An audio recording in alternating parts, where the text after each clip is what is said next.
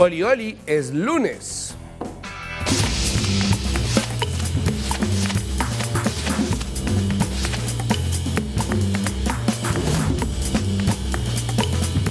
Y los lunes empezamos hablando sobre los temas de los cuales no vamos a hablar en el episodio. Y tendríamos que empezar con el tema de la plata, que ha sido el tema en muchos frentes. Para empezar, está el escándalo que han suscitado los gastos de amoblado de las viviendas del presidente Gustavo Petro y la vicepresidenta Francia Márquez, que muestran una serie de gastos altísimos. Definitivamente no vamos a hablar de eso, pero es importante por un asunto de perspectiva. Creo que esta discusión tiene dos lados válidos. Por un lado, las cifras de las que la gente tanto se pega tienden a desinformar. El costo de la venta al sector público de bienes y productos normalmente tiene un sobrecosto y las cosas valen lo que valen, es decir, las cosas valen plata. Revisando si hay sobrecostos que tal vez puedan ser explicados por algunas razones, como que no pueden comprar cosas en descuentos, que eligieron proveedores más caros por A, B o C razón, porque hay precios de precios, ¿no? Como las cosas pues cuestan tanta plata y ya, o qué sé yo. En redes sociales empezaron a volar pantallazos y pantallazos de lo que cuestan las cosas para tratar de demostrar uno o ese punto, pero ese es un argumento fácilmente desechable, nos guste o no. Esto ha pasado antes y siempre ha sido fuente de molestia, un poco con razón y un poco sin razón. Es decir, incluso en austeridad las cosas cuestan plata. Y eso se aplica tanto a las cortinas de palacio, al duvet y a las sábanas egipcias, como a, por ejemplo, la consulta liberal de cara a las elecciones de 2018, que todo el mundo salió a, pero ¿cuántas escuelitas nos cuesta esto? Pero las cosas cuestan plata. Y eso pasa también con cada contrato que alguien publica, porque todo es plata y para mucha gente esa plata además es mucha plata, porque hay diferencias entre los gastos públicos y los privados que son insalvables. Por otro lado, es mucha plata. Nadie necesita, ojo al verbo, necesita una televisión de 85 pulgadas ni sábanas de 500 hilos y podían cotizar algo más barato sin ningún problema. Si acaso estos sobrecostos obedecieran, por ejemplo, a una elección de calidad, que realmente no lo sé ni tengo pruebas. No se les está pidiendo ni les pido yo que vivan miserablemente, pero es verdad que los mensajes pesan. Más cuando uno tiene todos los ojos encima y les guste o no, se ve mal en un país con hambre que los máximos dirigentes del país tengan una televisión gigante que además, de paso, no deberían estar usando mucho. Y también entiendo que haya que cambiar sábanas y etcétera, y de paso hay que hablar de la explicación dada por el Departamento Administrativo de la Presidencia, que dice que no había nada. Y eso es extraño, es decir, que hayan dejado sin colchones. ¿Cómo sacan un colchón? Porque digamos las sábanas, ok, pero el colchón y las almohadas, bueno, más allá de lo que haya costado o teniendo en cuenta lo que cuesta, la pregunta ¿es el protocolo entonces llevarse las cosas? Porque el gobierno Duque tiene que dar algún tipo de explicación de esto y de paso debería determinarse que la cama no se cambia y si se las van a llevar al final, o si no quedaba nada, o si es que el gobierno Duque se lo llevó todo, o si de verdad ese es el protocolo, pues mucho de eso entonces tendrían que haberlo comprado de su propia plata, como cuando uno equipa la casa en la que va a vivir. Ejemplos hay muchos, como el de Pepe Mujica, que vivía una vida austera en nombre precisamente de ese mensaje y de ese contraste y de esa perspectiva, pero no tiene que ser exactamente así. Esperemos que la presidencia revise los gastos y haya alguna cosa que se pueda hacer, al menos el acuerdo de que no van a desmantelar la casa si se paga con recursos públicos. Dicho esto, es importante también decir que antes de que apareciera una comunicación oficial de presidencia, los argumentos para defender este gasto en Twitter se están empezando a desgastar o estaban siendo realmente muy bobos. Que si entonces la culpa es de Mauricio Liscano o que los de antes también gastaban mucho o que entonces los 70.000 millones de Mintic o que los falsos positivos y entonces, a ver. Obvio que votamos por este gobierno precisamente por los 70.000 millones que se robaron y por los 6.402 muchachos muertos y encima de todo desprestigiado y definitivamente no por Mauricio Liscano, eso está claro. Pero usándolo de escudo para defender cualquier error y cualquier huevonada que pasa, le están restando valor a la gravedad de esos problemas y no lo contrario. Entonces, por favor, no más. El gobierno Duque no debería ser un parámetro de comparación para nadie y no. Esto no es igual que el asunto de los Ferragamo, porque Petro se compró esos zapatos con su plata, de su sueldo, y esto no. No vamos a hablar más de eso porque al final no es un escándalo verdadero, es perfectamente debatible, pero en unos meses va a ser simplemente otra polémica tuitera o un meme para trolls y bodegas como lo fueron las cortinas de Santos y las almendras. Si vamos a hablar sobre no hablar de plata, tampoco es el tema el viaje en avión del presidente que venció la velocidad del sonido montado en un Cafir. La cara más miserable de la división en nuestro país está en que hubo quien lo comparó con Tom Cruise en Top Gun y hubo gente que se quejó porque dizque Duque también se disfrazaba y nadie le decía que era Tom Cruise y porque un viaje en Cafir cuesta no sé cuánta plata y a ver. Ambos gestos, ambas posiciones me parecen innecesarias, fortuitas y francamente ridículas. Primero, idealizar a un presidente hasta el punto de pintarlo como un galano, como un chacho, como una celebridad, es una tontería, porque siempre lo será, idealizar a los poderosos. Pero lo contraparte también lo es, y mucho. Además, no es lo mismo tenerse que poner la ropa para montar en el avión que va a volar con o sin él y que va a costar esa plata con o sin él, que disfrazarse de policía días después, apenas días después de que policías hayan asesinado gente disparándoles en las calles. Obvio que a Duque le tocó usar uniformes y atuendos que necesitaba usar, pero no siempre fue así. Y el punto está en el símbolo. Además, si Petro quiere tomarse una foto con su ropa de aviación y subirla a Twitter, es comprensible, porque seguro nunca se imaginó en su vida que iba a montar en un avión supersónico. Yo habría hecho lo mismo y tiene el mismo derecho que Duque y además a cada uno los van a molestar y quienes no los quieran se las van a montar y les van a hacer memes y esto es normal y está bien. Esta es una discusión muy boba que no va a tener conclusión, pero la traigo simplemente para decir que necesitamos abandonar la ansiedad. No es un asunto ideológico, por lo que no los estoy llamando a militar en un centro al que yo no pertenezco.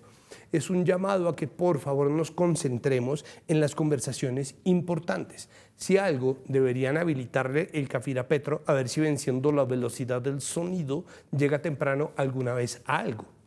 Este era un tema del que ya se venía hablando, pero que la columnista Catalina Uribe trató con gran precisión y con gran amplitud y con gran rigor en su columna del Espectador, hablando sobre las razones por las cuales Petro está llegando tarde a todo y las razones de la impuntualidad en la gente con poder. Y claro, no tenía yo muchas ganas de hablar de esto porque como persona impuntual que soy, y pido de verdad mil disculpas, no tengo autoridad moral, pero tampoco soy el presidente. Así que es importante que Petro empiece a cumplirle a la gente sobre la cual gobierna y a la gente que es su colega, su par, su superior, a todo el mundo, porque es que todo esto suma. Esto es de nuevo una cuestión de mensaje y ese mensaje debería ser en general que las cosas están en orden. Si es un asunto de ansiedad o si es cualquier otro tema de salud, es importante que nos enteremos, pero alguna solución tiene que haber. De nuevo, cuando hayan pasado 4 años, con suerte, no vamos a recordar muchas de estas cosas, pero si el legado es el cambio, va a ser mucho más difícil llegar a ese cambio poniéndose obstáculo tras obstáculo como este, y esa impuntualidad es puro autosabotaje. En fin, no vamos a hablar de eso, pero si queremos hablar sobre plata y sobre llegar a sitios, tenemos que hablar sobre el servicio de bicicletas compartidas públicas de Bogotá, porque creo que se nos refundió el significado de la palabra público. Entonces yo entiendo que la ciudad se piensa para hacer todo lo mejor que puede ser, pero creo que han estado viendo demasiadas imágenes de stock de Ámsterdam o qué sé yo, porque primero está carísimo. Ya sé que ofrece diversos planes y que el costo de la suscripción hace que los viajes salgan más baratos, pero eso es precisamente la medida de la desigualdad. O, parafraseando al escritor australiano Terry Pratchett, una persona de plata compra unas botas de, digamos, 150.000 pesos que le duran todo el año. Como a la gente sin plata no le alcanza para las botas de 150.000, una persona pobre compra unas botas de 30.000 pesos que le duran un mes. Al cabo del año, el que tiene plata se gastó 150.000 y el que no, 360.000. Entonces, no es excusa que uno pueda suscribirse si la gente no tiene plata para suscribirse y para eso deberían hacerlo barato y ya. Barato para la gente toda, porque el Estado no siempre tiene que ganarle a las cosas. El Estado no es una ecuación que tenga que hacerse al gane, y mucho menos cuando se habla de bicicletas que la gente tiene que utilizar. Además, por favor, comuniquen bien los pinches precios de las cosas porque no puede ser que un sistema público de transporte no sea claro y escueto. En redes, obviamente en redes, hubo una polémica. Primero, porque la gente se escandalizó por el costo y luego porque alguien salió a decir que se estaba desinformando sobre los precios. Acá están para que los vean. Véanlos, pónganlos en pantalla completa, por favor, para que la gente vea. Pues así, cuando uno los ve en pantalla completa, tampoco se sabe cuánto cuesta. Pero entonces, frente a esto que estaba pasando, la periodista Paola Herrera de la W hizo su trabajo, tomó un servicio y se hizo un viaje. Y por 38 minutos le salió en 5.700 pesos. No se compadece del bolsillo de nadie que las bicicletas públicas sean tan caras, porque eso es caro. Encima, si no hay suficientes carriles, que se necesita hacer más y sobre todo si no se amplía rápidamente la cobertura del servicio a todas las localidades y los barrios y UPZs, porque dejarlo solamente en las localidades con estratos más altos es seguir acrecentando la desigualdad, pero sobre todo, y confiando en que lo van a ampliar, es el equivalente a inaugurar el túnel de la línea cuando no hay túnel de la línea. No lo inauguren. Resístanse la ansiedad y la necesidad de sacar pecho y esperen a que esté completo el servicio para lanzarlo, porque la imagen que dan es la de un gobierno clasista que desconfía de la gente pobre y claro, de paso, este sistema no va a estar completo si no se soluciona cuanto antes la crisis de inseguridad, porque el viaje puede ser de 9.000 pesos o de 100 pesos, pero si a uno le roban el teléfono o la plata o peor, se hace inconmensurablemente caro. A ver. Yo odio hablar de seguridad por muchas razones. Para empezar, es un tema engañoso, aunque sea tan sonoro. Esto que le pasa a la gente que atracan no le pasa a todo el mundo todo el tiempo, como si, por ejemplo, la guerra y la violación de derechos humanos, pero todo el mundo siente que le va a pasar y eso es importante. Y claro, estar esparciendo miedo como si fuéramos un noticiero del mediodía no es nuestra labor, ni mucho menos. Pero la gente de verdad se siente insegura y si no se entrega alguna garantía de forma concreta, eso es caldo de cultivo para un ascenso de la ultraderecha que seguramente no va a poder solucionar el problema de seguridad porque casi nadie podría y normalmente lo que se hace es cambiar la sensación de miedo por la de intimidación policial, gracias a la instrumentalización de ese miedo y de la xenofobia. Entonces no vamos a hablar de eso, así como tampoco podríamos hablar de reformas, como la reforma tributaria que va andando poco a poco y se va desintegrando. Y creo que en nombre del gremio, pero al menos de mí mismo, es importante que alguien diga que es necesario que tengamos una reforma tributaria. Y es importante que recordemos todos y todas que no todo el mundo va a estar contento con la reforma, pero que tiene que hacerse, porque todo el mundo recuerda el déficit fiscal, pero nadie quiere recordar que para saldar el déficit fiscal todo el mundo tiene que poner de su parte y sobre todo y especialmente la gente con más plata. Pero claro, nuestra relación con los impuestos está mediada y no sin razón por la desconfianza, pero estar saliendo a quejarse porque los están ahogando con cada impuesto y decir que no es verdad, que nos están condenando a la pobreza es condenarnos al revés a no tener una reforma tributaria, sino 1000. Porque entre complacer a unos y a otros les toca ir desintegrando lo que tienen,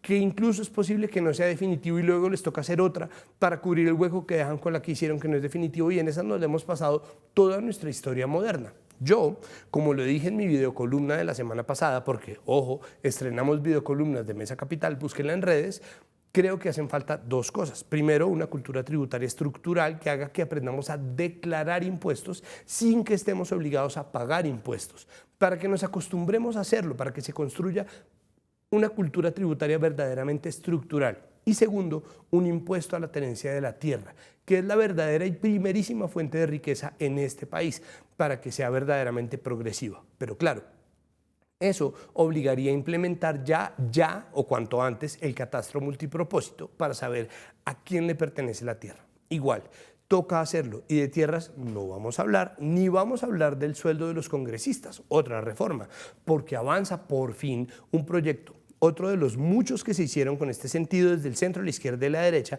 para por fin bajar el sueldo de los funcionarios públicos, porque, de nuevo, puede que no sea el punto central como las sábanas de palacio, pero se ve mal porque este es un país pobre y no vamos por ahora a saber si esta reforma va a llegar o no a buen término. Y esta reforma, esta vez, es la de Paloma Valencia, senadora del Centro Democrática.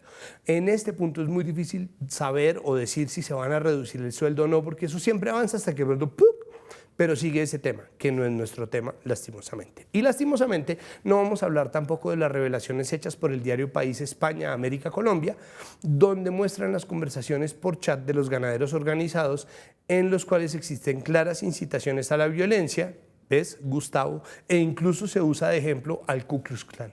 Al Ku Klux Klan, como si eso fuera lo que nosotros necesitamos, y encima en este país se promueve sobre la desinformación y sobre el racismo. Razón de más para proponer el impuesto a la tierra, pero aún no vamos a hablar de eso, aunque es importantísimo atajarlo de inmediato, no después, Gus. Y esto nos incluye, por supuesto, a los medios de comunicación. Y no podemos hablar lastimosamente sobre el Brasil, porque el expresidente Lula da Silva ganó en las elecciones de ayer domingo, pero no le alcanzó para ganar definitivamente y pasan a segunda vuelta con el actual presidente Jair Bolsonaro. Y es importante, es importantísimo, porque es una elección que define ni más ni menos el futuro de la humanidad, porque es una elección que definirá qué va a pasar con la Amazonia, que está en mayor parte en Brasil. Entonces nos importa a todos los seres humanos porque ahora todo es así, todo es a ese precio. Y no vamos a poder hablar tampoco de las protestas en el mundo, como en Irán, donde pelean por la libertad contra el empobrecimiento, o en Rusia, donde pese a la represión policial se protesta contra la guerra en Ucrania. Vamos a hablar, eso sí, de las protestas de acá. Y no de las pasadas, no de las protestas del pasado, ni siquiera las del pasado reciente, sino de las protestas del futuro. Porque al fin, años después, y tras un fallo de la Corte Suprema, de una evaluación de la CIDH, de una lectura y una misión de la ONU, todas ellas exigiéndole y conminando al Estado colombiano a respetar y garantizar el derecho a la protesta, se presentan por fin los nuevos lineamientos para el restablecimiento del orden por parte de la Policía Nacional. Queremos saber qué tan buena noticia es realmente esto, si se cumple con todos los requisitos y con todos los lineamientos, o si tiene vacíos y dónde están esos vacíos. Ya volvemos al lunes, hoy con el hashtag numeral Más Criterio, Cero Garrote.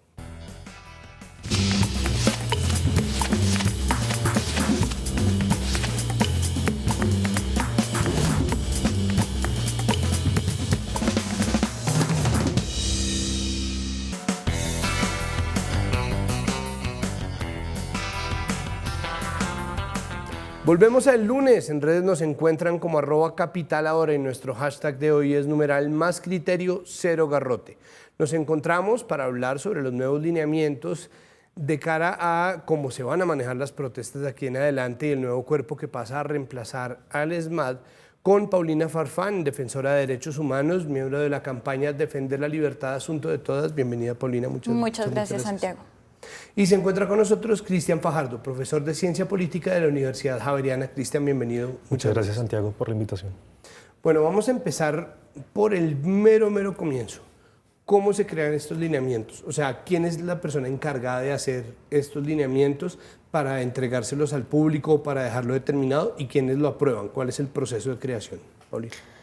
Listo, eso es una pregunta muy sencilla, muy fácil, porque es la Policía Nacional quien directamente realiza la redacción, emite pues estos lineamientos, pero pues realmente no los hace con participación de la sociedad civil, y tampoco tiene una regulación, ¿no? Porque no hubo, digamos, que una consulta previa sobre también cuál es el marco jurídico frente a estos lineamientos que implican pues a la protesta social. Bueno, pero ahí, por ejemplo, Cristian, ¿existe dentro de la Policía Nacional alguna división encargada de este tipo de cosas? Porque no, o es como, no, González, ¿qué está haciendo? No, escríbame esto, o cómo... Pues yo diría que yo pensaría como este asunto de los lineamientos teniendo en cuenta dos niveles. El primer nivel es un nivel como más histórico, llamémoslo así, sociológico, ligado como a la protesta social. Y yo digo que los verdaderos autores de estos lineamientos, a pesar de que evidentemente no hubo una participación directa de la sociedad civil, de los movimientos de víctimas en la redacción del documento de los lineamientos, porque claro, es un documento discrecional, escrito pues por el comandante, el director de la Policía Nacional, el general Sanabria, y pues la rama ejecutiva tiene esa capacidad, esa discrecionalidad de emitir ese tipo de protocolos. Pero yo quiero remitirme un poco más como en términos, llamémoslo así, como más estructurales. Digamos, yo creo que estos lineamientos son el resultado también de una historia reciente de evidentes abusos de la fuerza policial, específicamente del ESMAD, y no solo el ESMAD, también de la Policía Nacional en el medio de la protesta, sobre todo durante el 2021 y 2020, también contando obviamente pues el 2019, pero yo veo una intensificación fuertísima de la violencia estatal en estos 2 últimos años que acaban de pasar. Entonces yo veo como que, bueno, el Ejecutivo cuenta con la discrecionalidad de decir, voy a hacer estos lineamientos, ellos tendrán sus asesores, sus redactores de este tipo como de lineamientos que sigan como algunas convenciones de derechos humanos, las recomendaciones, los derechos que tuteló la Corte Suprema de Justicia, este tipo de cosas, pero yo creo que lo que hay que ver acá en términos de estos procedimientos es que tanto se ven las voces de las personas pues, que han estado como presionando muchísimo al gobierno, al Estado, a la sociedad en su conjunto, para que se regule el ejercicio de la violencia de parte del Estado, porque ese es como el objetivo pues, de estos lineamientos. Okay. Antes de pasar a hablar sobre la discrecionalidad y el papel que pudo haber cumplido y que cumple en ese sentido la figura de Sanabria, Paulina, me gustaría que me ayudaras hablando sobre un tema que tú ponías y es el marco jurídico. Este marco jurídico, si bien existe un documento construido desde la policía, pues está ligado a un montón de fallos, decretos, leyes, la Constitución, los derechos fundamentales. Entonces, estos nuevos lineamientos, ¿qué tanto están teniendo en cuenta esto? ¿Qué tan nutrido es ese marco jurídico que presentan? Bueno, yo creo que es importante tener en cuenta que no es un documento del todo vinculante realmente.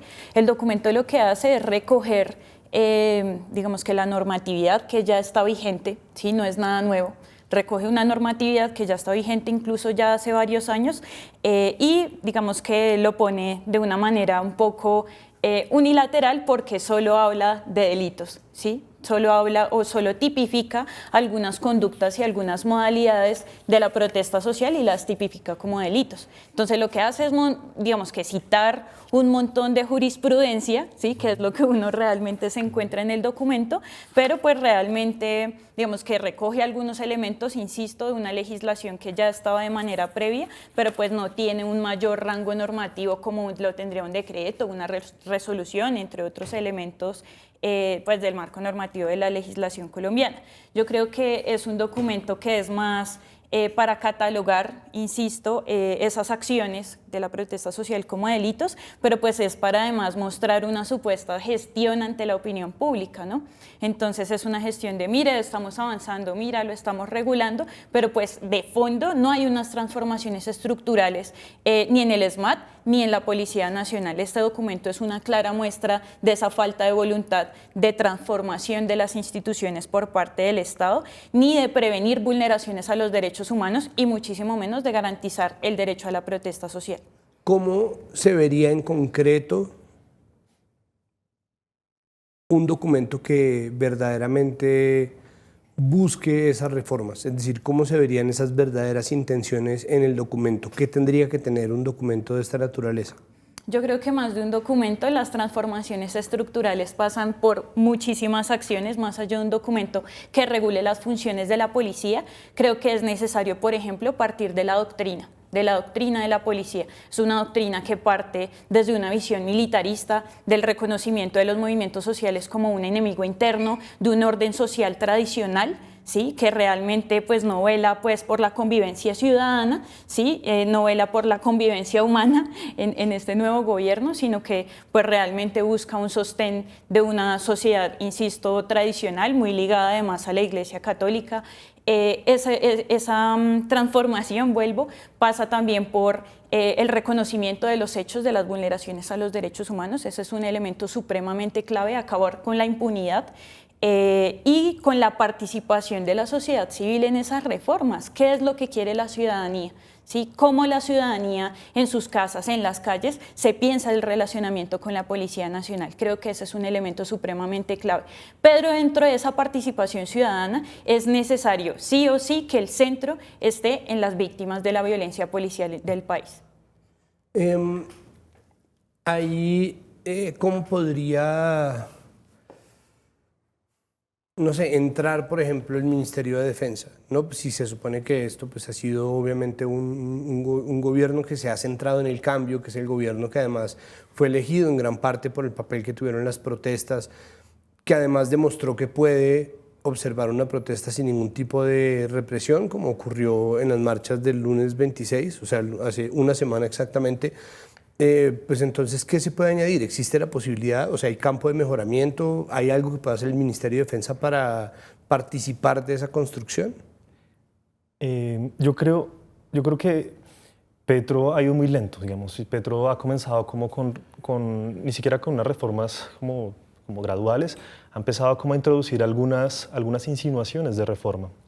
Él en campaña fue muy radical, hablaba, digamos, de acabar, de desmontar el SMAT, que es un organismo, por cierto, transitorio, que se creó bajo una perspectiva como de transitoriedad, es una excepción que se volvió norma, y pues sus electores votaron, digamos, también por esas banderas como de campaña, que es no solo disolver el SMAT, sino también, desmontar el SMAT, sino también trasladar la Policía Nacional al Ministerio del Interior, debido pues a ese carácter militarista que ha tenido la Policía Nacional pues, en el medio del conflicto armado colombiano. Pues, estoy de acuerdo con Paulina en esa dirección. Y Petro ha decidido como ir despacio, y digamos gradual, no tocar como tanto las fibras que pueden alarmar a algunos sectores dominantes de la sociedad. Entonces él ha tomado como el camino, como el consenso, el encuentro. Y ahí vemos reflejado eso, digamos. El gran problema, digamos, estructural de la policía, como dice Paulina, es el problema de la doctrina, y la doctrina está basada pues, en un enemigo interno que existe, y pues por eso, en últimas, para transformar el papel, digamos, de la policía no es suficiente cursos de derechos humanos, no se trata de eso, se trata como de cambiar casi que radicalmente el funcionamiento pues, de la policía, y eso pasa por reformas estructurales, por nuevas leyes que permitan como trasladar esas funciones de la policía hacia un carácter como mucho más de diálogo, como lo dice pues, los lineamientos en últimas, porque son solo lineamientos, pero en la práctica yo creo que es muy difícil materializarlos debido pues, a que hay unas condiciones estructurales que impiden en gran medida pues, hacer esos cambios. ¿Sí? Eso es como la visión un poco pesimista. Yo diría, bueno, ojalá se hubiera decretado de una vez el desmonte del SMAT y que estuviéramos ahorita con movimientos sociales, la sociedad civil, víctimas de crímenes del Estado, participando pues, en la creación de un nuevo organismo de convivencia ciudadana. Ese es el escenario pues, ideal, no sé, pero tenemos que también ver como lo positivo también dentro, digamos, de la coyuntura actual, y yo creo que sí hay a pesar de todo, una transformación. Aquí hay un marco jurídico internacional que intenta como ser como un fundamento para que desde la dirección del SMAT o de un organismo de convivencia que se va a crear, de diálogo y del orden, que es la Unidad Nacional de Diálogo y Mantenimiento del Orden, se le llaman así. La idea es entonces pues, reducir un poco como esos puntos grises en donde los agentes puedan decidir cuándo intervenir y cuándo no. Entre más regulación se cree que de pronto va a haber como una atenuación pues, de la intervención policial, en donde va a primar mucho más el diálogo. Hay que esperar, pero yo tengo la esperanza de que algo en realidad pues, va a cambiar, a pesar de que no es el escenario ideal. Hay una serie, y oyéndolos hablar, hay algo que a mí me llama la atención, es la cantidad de guerras por el relato que existen al interior de la relación del Estado y la protesta social, o de los diferentes gobiernos, y es como apropiarse del relato corresponde también a, por ejemplo, salir a decir que tal o cual persona, como en el caso, por ejemplo, de Dylan Cruz, es un vándalo, es un bandido, es un malhechor, tratar de justificar la violencia policial por medio de señalar a una persona de estar haciendo tal o cual cosa, la ley de seguridad ciudadana que hizo firmar el gobierno Duque. Es decir, hay como una serie de avances ahí que tienen mucho que ver con la narrativa que se cuenta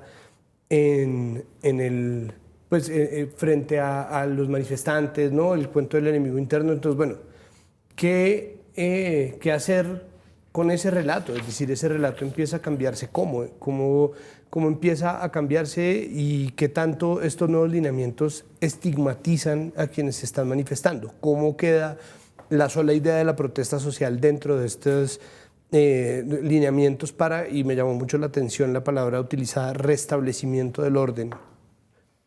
Yo creo que dos elementos son como importantes allí. Uno que tú traes a colación, y es el papel de los medios de comunicación en la estigmatización de la protesta social, el papel también de los y las funcionarias públicas que durante, sobre todo el año pasado e inicios de estigmatizaron supremamente a la juventud que se movilizaba en las calles, ¿no? Entonces de una vez capturaban, un ejemplo, a 8 jóvenes en Neiva, y entonces ya salían los medios de comunicación hegemónicos a decir, no, vea, los capturaron configuraron por todo este listado de delitos y uno ya iba a mirar específicamente en la audiencia y muchos de esos delitos eran falsos, ¿sí? Entonces, elementos de ese tipo, ¿no? Los medios de comunicación han jugado un papel fundamental en la criminalización, pero también en la supuesta muestra de resultados ante la opinión pública. Yo creo que ese como el primer elemento. Yo creo que también los lineamientos, ya hablando específicamente del documento, generan o crean una supuesta peligrosidad también, yo creo que hace un perfilamiento, mejor dicho, contra una población en específico. La población que se manifiesta, que sale a la protesta social, que además en su mayoría ha sido la juventud colombiana en los últimos años, estigmatiza hinchas de fútbol, ¿sí? Seguidores del fútbol colombiano, o bueno, de fútbol pues, estigmatiza también personas privadas de la libertad, ¿sí? Como si estar privados de la libertad pues ya no fuera suficiente castigo, ¿no? También pues mediado por la legislación colombiana, claro. Estigmatiza a los indígenas también y su protesta social frente a la reclamación de tierras, ¿sí? Que ha sido una reivindicación histórica pues, de los pueblos tanto indígenas como campesinos en Colombia. Entonces hay una estigmatización de las acciones del repertorio de movilización social en ese documento de los lineamientos. Entonces para nosotros sí hay una estigmatización allí de manera muy clara. Creo que toma en consideración, por ejemplo, los escenarios a intervenir. Al inicio del documento habla de los escenarios específicos a intervenir y habla de la huelga y habla de las movilizaciones, así en general, de las movilizaciones. Entonces, como si una huelga o si una movilización de por sí en sí misma ya implicara digamos que el ejercicio de la violencia también dentro de la movilización, ¿no? De la violencia física además. Porque yo creo que la movilización igual es violenta, es transgresora de los espacios públicos. Yo creo que estos lineamientos, insisto en una idea que traía hace unos minutos y es no cambian la doctrina policial, insisto, temas del enemigo interno, insisto, temas de perfilamiento, insisto, no cambia tampoco esa doctrina machista, clasista, patriarcal, racista, lesbófoba, transbófoba que ha tenido históricamente la Policía Nacional, esta institución supremamente, digamos que toma este papel de la reproducción de las desigualdades en Colombia. Yo creo que esos lineamientos tampoco cambian y tú ya, Cristian, lo mencionaba hace un momento, los planes de formación y la carrera policial tampoco es cambiada de fondo, ¿cierto? Uno sabe que un curso de derechos humanos pues no es suficiente para cambiar la doctrina y para poder decir, uy, sí, vea, están aplicando los derechos humanos, pero sí es necesaria igual una formación, no solo en eso, en temas de violencias basadas en género, en temas de racismo, en temas de clasismo, bueno, todos esos elementos también hacen parte, digamos, de los elementos de los derechos humanos, pues tampoco cambia, y sé que es un elemento del que vamos a hablar ahorita, pero tampoco cambia el tema del uso de armas menos letales en la protesta social, y no cambia tampoco algo que es muy originario y que yo creo que va antes del elemento de la doctrina, y es cómo concebimos la convivencia ciudadana, cómo concebimos la convivencia humana, ¿no? Y desde allí parten evidentemente el comportamiento de todas estas instituciones estatales, no solo de la policía. Ok. ¿Por qué, Cristian, no parece que estén siendo tomadas en cuenta las recomendaciones que se hicieron desde la CIDH y desde la ONU? Dos evaluaciones distintas que se hicieron desde el ámbito internacional de lo que ocurrió durante las manifestaciones de abril a julio de 2021, que dejaron una serie de conclusiones clarísimas y muy precisas, una serie de documentos en donde hay unos lineamientos. ¿Por qué parece que estos consejos no se están tomando en cuenta cuando son una de las muchas otras hojas de ruta que deberían guiar estos procesos? Estoy muy en sintonía con lo que ahorita decía Paulina, y es lo siguiente, digamos, lo que ocurrió desde el 2019 hasta el 2021, digamos, en el paro nacional, no debe haber pasado, no existe, digamos, argumento alguno desde mi punto de vista que haya justificado pues esta escalada violenta de parte del Estado en contra del derecho legítimo a la manifestación por parte de las personas. Esto ha hecho pues que en términos internacionales se reaccione, digamos, de una manera contundente, en donde se exhorta pues al Estado colombiano se exhorta a que no vuelva a ocurrir este tipo como de asuntos. Y como lo hemos visto, no es suficiente obviamente con los lineamientos, no es suficiente con cambiar el uniforme a los policías, no es suficiente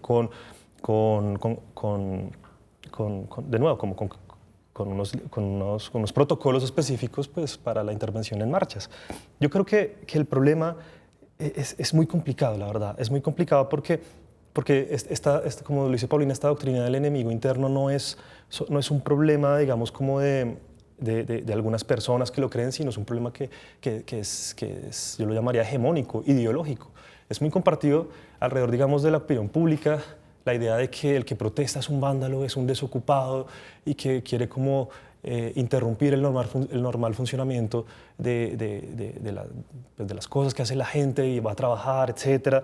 Yo creo que hay como una especie como de doctrina del enemigo interno compartida, digamos, por la opinión pública que tiene que empezar como a ser desmantelada de raíz.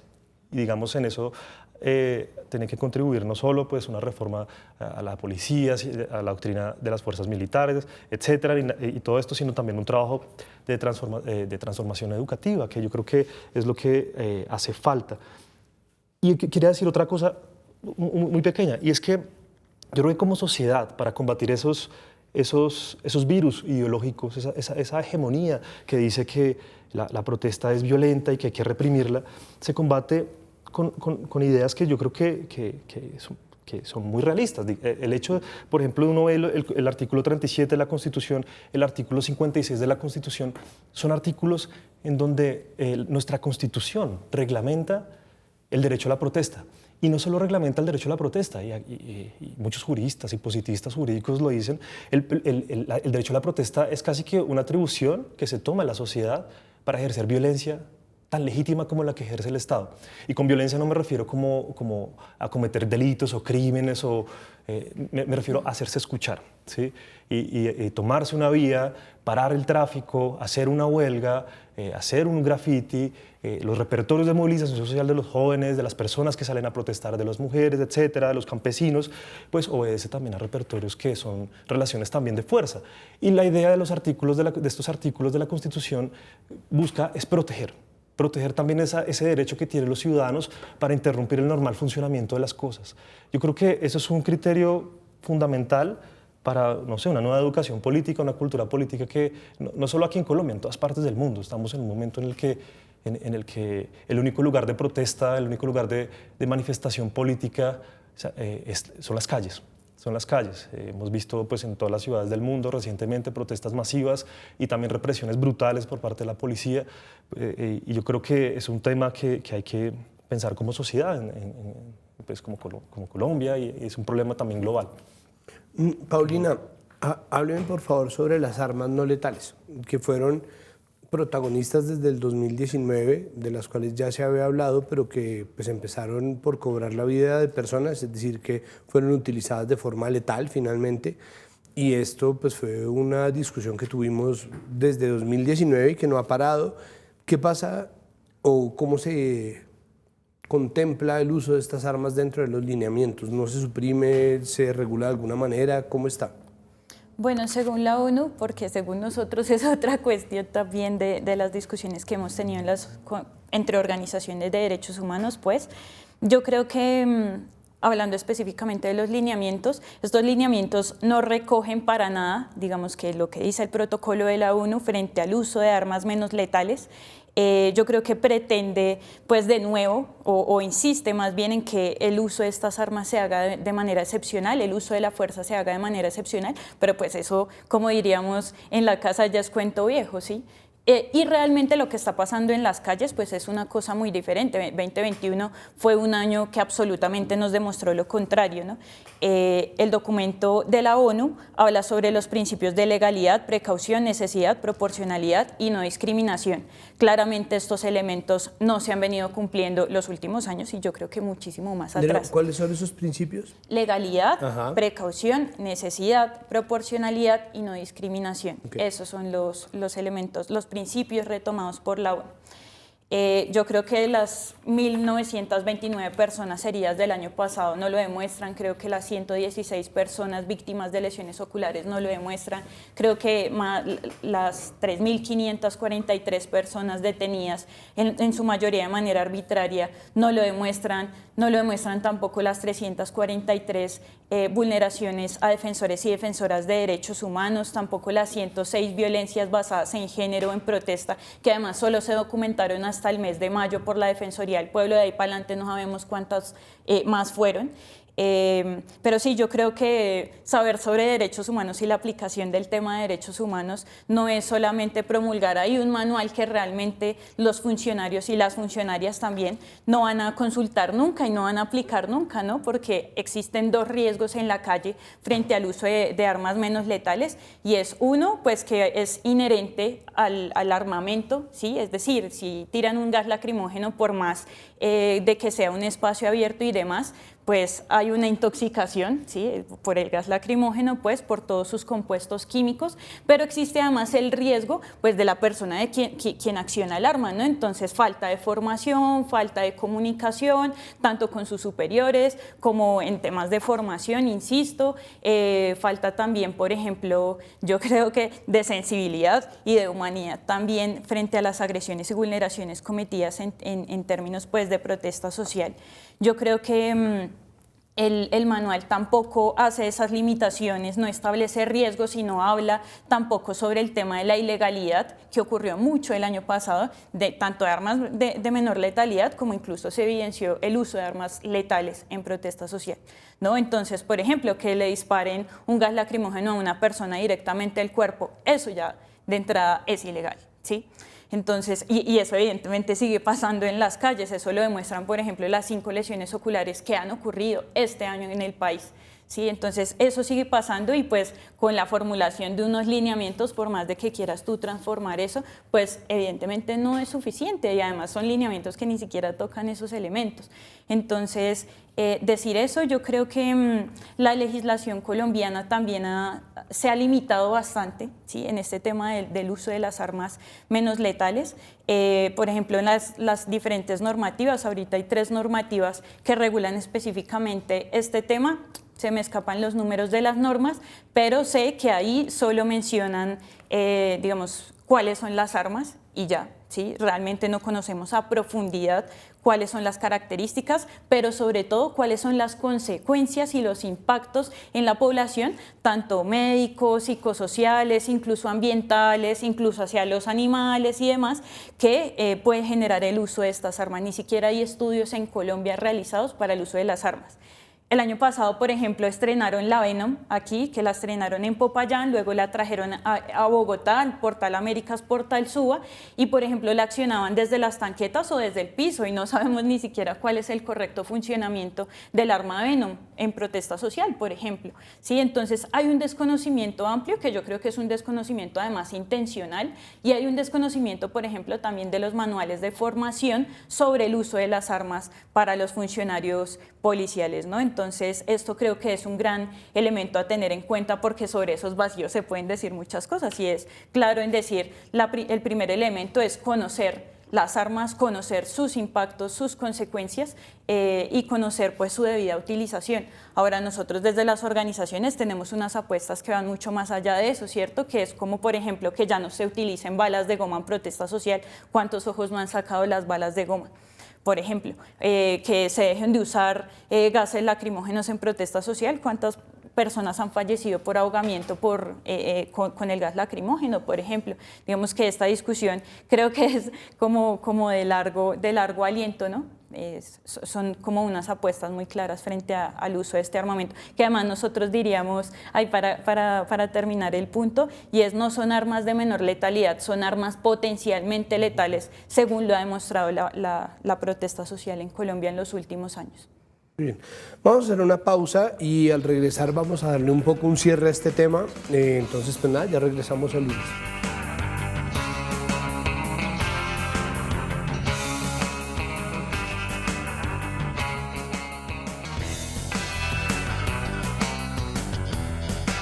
Volvemos al lunes con numeral más criterio, cero garrote. Recuerden que en redes nos encuentran como @capitalahora. Seguimos hablando con Paulina Farfán, defensora de derechos humanos y miembro de la campaña Defender la Libertad, Asunto de Todas, y con Cristian Fajardo, profesor de Ciencia Política de la Pontificia Universidad Javeriana. quisiera darle un cierre en dos sentidos a esta cuestión. Lo primero es, Cristian, mucha gente en este punto que está viendo el programa debe estarse preguntando, pero ¿cómo así si el gobierno Petro no respondió violentamente a las protestas del 26S, no respondió violentamente a las marchas del 28S, que tuvieron algunas manifestaciones de acción directa que no fueron ni siquiera generales, fueron francamente minoritarias, pero no fueron reprimidas con violencia? El uso del ESMAD se ha reducido hasta ahora a los episodios de ocupación de tierras en el Cauca, que es cuando fueron los miembros del ESMAD a desalojar algunos predios. Entonces mucha gente me estará diciendo como, bueno, en la práctica es evidente. Entonces me gustaría ahí simplemente establecer el paralelo entre las decisiones de un gobierno y los lineamientos de un Estado. ¿Qué puede dejar el gobierno Petro a través de este documento de lineamientos para el restablecimiento del orden que sea un legado estatal? Es decir, que garantice que existe otro documento que le muestra a los gobiernos y a las policías del futuro cómo tratar con la protesta social y con muchos otros escenarios de agitación. Es cierto, Santiago. Uno ve el carácter de los gobernantes cuando comienzan su mandato y el carácter de Petro pues, ha sido como claro en esa dirección, como no, la policía no tiene por qué usarse como una medida inmediata ante situaciones de protesta social.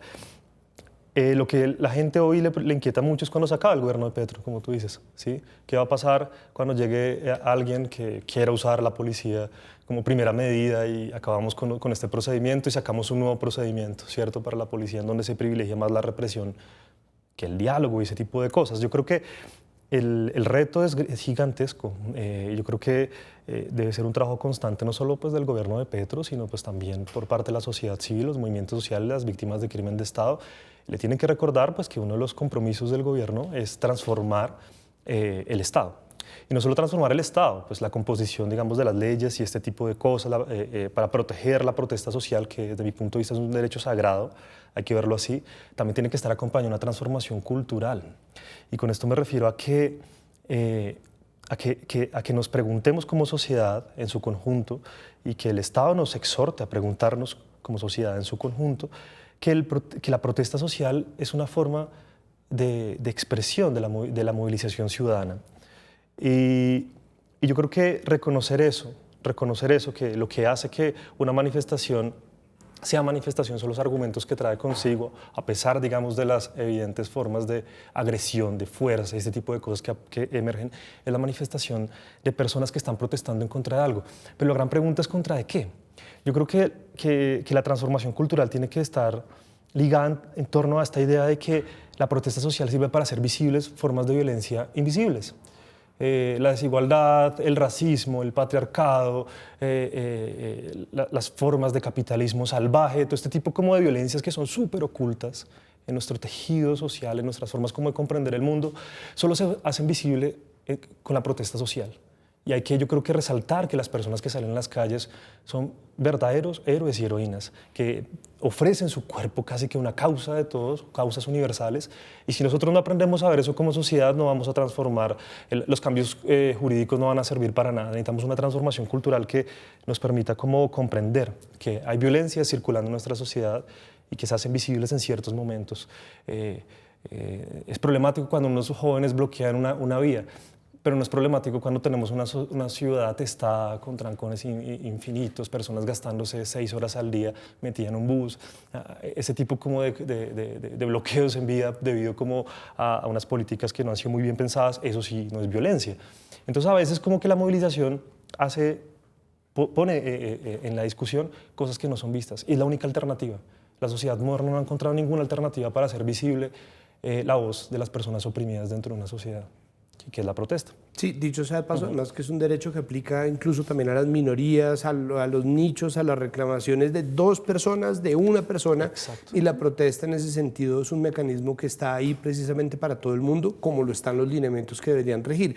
Por último, Paulina, ¿cómo se puede ampliar? O bueno, ¿qué tanto campo existe de pedirle en este momento a la Policía Nacional, al Ministerio de Defensa, al gobierno, que abra la participación de la sociedad civil? ¿Existe ese mecanismo? ¿Existe la posibilidad de decir, ok, llamamos a la gente, hacemos, no sé, audiencias, estoy pensando en lo que pasa en el Congreso, pero como unas audiencias abiertas, mesas de trabajo, ¿existe algo que nos permita incluir las necesidades de la gente y la voz de las víctimas en la construcción de estos lineamientos? No, yo creo que tú ya lo has dicho, creo que esa participación, primero, debe ser vinculante para toda la sociedad civil. Segundo, creo que debe ser en un lenguaje muy sencillo, no ponerse a decirle a la gente como, no, mire, la policía tiene tales direcciones, como que son como 8 direcciones y entonces esta se encarga de esto, esta se encarga de aquello. No, sino de un lenguaje sencillo, de cómo quiere que sea ese relacionamiento con la policía, tanto de manera cotidiana como en la protesta social. ¿Sí? Eso es un aspecto supremamente clave. Creo que se puede hacer por asambleas, por audiencias, por espacios de discusión en las instituciones de educación superior, foros. O sea, creo que hay muchísimos mecanismos que tú te puedas imaginar, pues para poner primero el debate público y segundo, posibilitar esa participación ciudadana, ¿cierto? Los medios tecnológicos nos ofrecen también múltiples opciones de participación. Creo que también creo que es una tarea para el gobierno mismo de explorar nuevas formas de participación allí.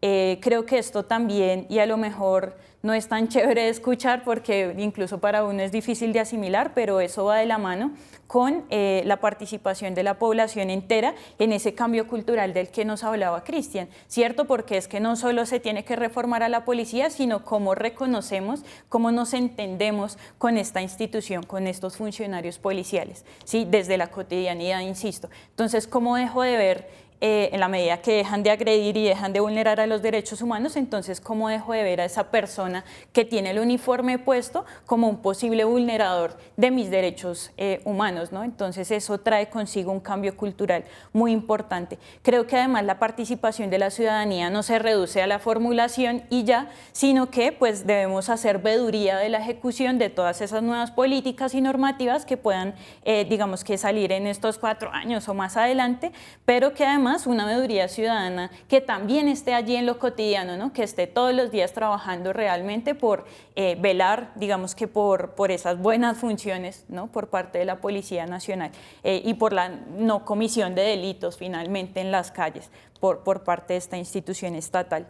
Yo creo que eso sí o sí, y es como un tema también que hemos venido hablando, va de la mano de la no criminalización de la protesta social, porque protestar no es un delito en Colombia, ni en ninguna parte del mundo debería hacerlo, y protestar es un derecho fundamental de la población. Entonces, entender esto es el primer paso, ¿no? Para, digamos que abrir estos espacios de participación, entender eso, garantizar también este derecho a la protesta social, garantizar la integridad, garantizar la vida de las personas manifestantes. Esto es supremamente clave como para el desarrollo de esta participación.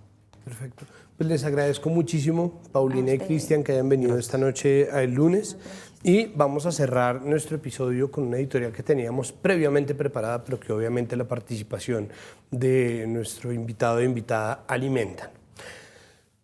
Este es un tema recurrente, es decir, que como siempre este tema nos importa y llama nuestra atención porque decidimos desde el comienzo, cuando estábamos creando esta franja de opinión, que nuestro principal enfoque, al menos aquí en el lunes, y yo sé que los otros colegas y compañeros y compañeras estarán de acuerdo, es el enfoque que se pone del lado de la gente.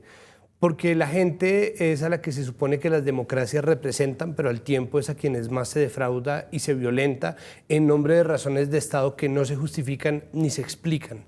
El orden, entre grandes comillas, es un término tan abstracto que puede usarse para explicar, que no justificar todo tipo de violencias. Afrontar la protesta de ninguna manera debería pasar por agredir a la gente, porque eso no es lo que hace un Estado, que debería ser servidor y garante de la libertad, y no me voy a cansar de repetirlo. Sin embargo, el compromiso de un cambio tiene que solidificarse también en la conversación pública. Ahí es donde está la dificultad real. Para nosotros no existe un punto medio en el tratamiento de esto. Es decir, no estamos en la mitad de eso. La violencia policial debe proscribirse y ya, y la protesta es un derecho fundamental. Cuando se suprime la violencia policial de la ecuación, las protestas suelen regularse a sí mismas. Lo vimos en las marchas del lunes pasado, en donde algunos manifestantes que quisieron agredir a otras personas y a gestores de derechos humanos de la alcaldía fueron contenidos por otros manifestantes. Lo vimos en las manifestaciones feministas del 28S, en donde las acciones directas más violentas fueron aisladas y fueron absolutamente minoritarias. Cuando no hay violencia estatal, no se instala el conflicto. Tiende a solucionarse, se le da el lugar que se merece a los reclamos de la contraparte y es más fácil incluso atajar con actos de violencia que siempre va a haber. Esto, la creación de una mejor conversación pública, por supuesto, es una labor que nos corresponde de manera principalísima a los medios de comunicación. No porque podamos controlar lo que la gente piensa, pero sí porque debemos ser justos en nuestra construcción de narrativas y de contextos a lo largo de la historia. Y a lo largo de esa historia, la protesta se ha enfocado desde el poder y se ha contado como una disrupción necesariamente violenta. El cubrimiento de la protesta se ha hecho sin tener en cuenta los principios básicos de la democracia, los derechos y libertades de la gente y los principios y lineamientos que rigen o deberían regir el accionar de la fuerza pública desde hace mucho tiempo.